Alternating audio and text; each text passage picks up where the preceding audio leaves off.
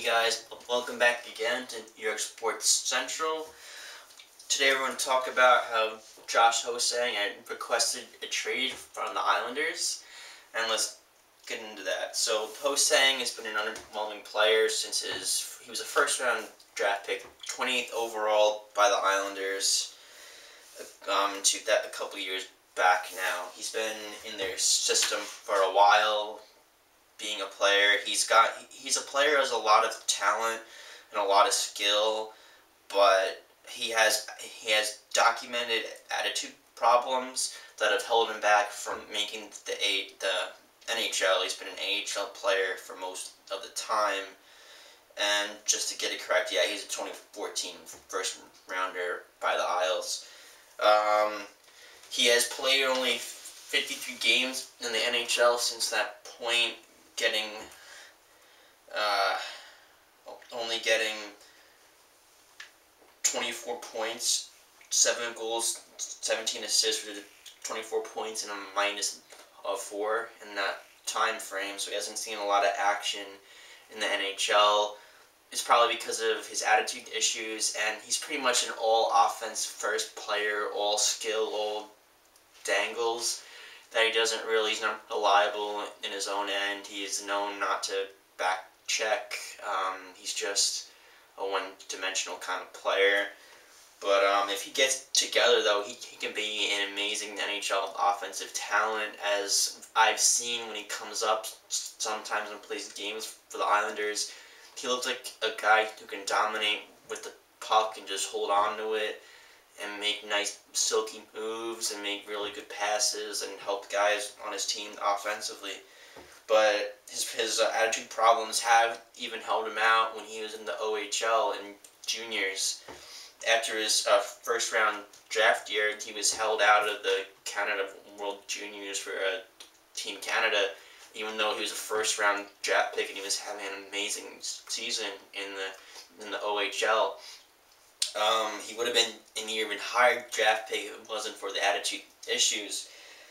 And also of note, with his time with the Islanders and the AHL for their Bridgeport Sound Tigers, he always has someone that accompanies him whenever he's out, whenever he's traveling, to make sure that keeps him in line.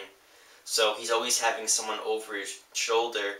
So maybe this is why he hasn't really gotten a chance for the Islanders, because they feel like he hasn't put in the necessary work, and that he's someone who doesn't deserve it because of his attitude. He has immense skill, can't play D, all offense. He needs a fresh start, and that's why he's asked for a trade. It's not always the easiest thing with having Lou as a general manager, Lou Lamoriello.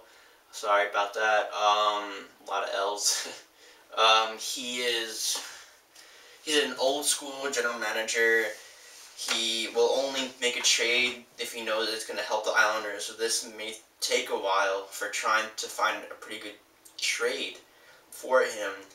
My thought or my prediction is that maybe there'll be a trade with the Edmonton Oilers for Jesse Puljujarvi, and then Ho-Sang going to Edmonton and Puljujarvi coming to the Islanders. That is something that I could see happening, like a flip-flop of guys that need a fresh start, that haven't really panned out on their own teams. And that could be good. Ho-Sang is a player with the high enough skill to play with Connor McDavid or Nugent Hopkins or Draisaitl.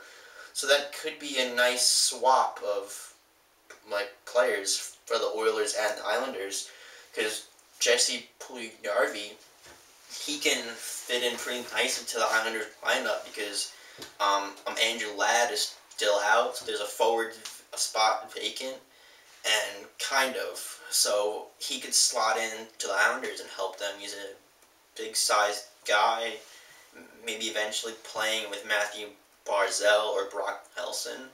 He would help out the Islanders, I would think. So I would think that a Ho-Sang Puljujarvi swap is something that's in the cards.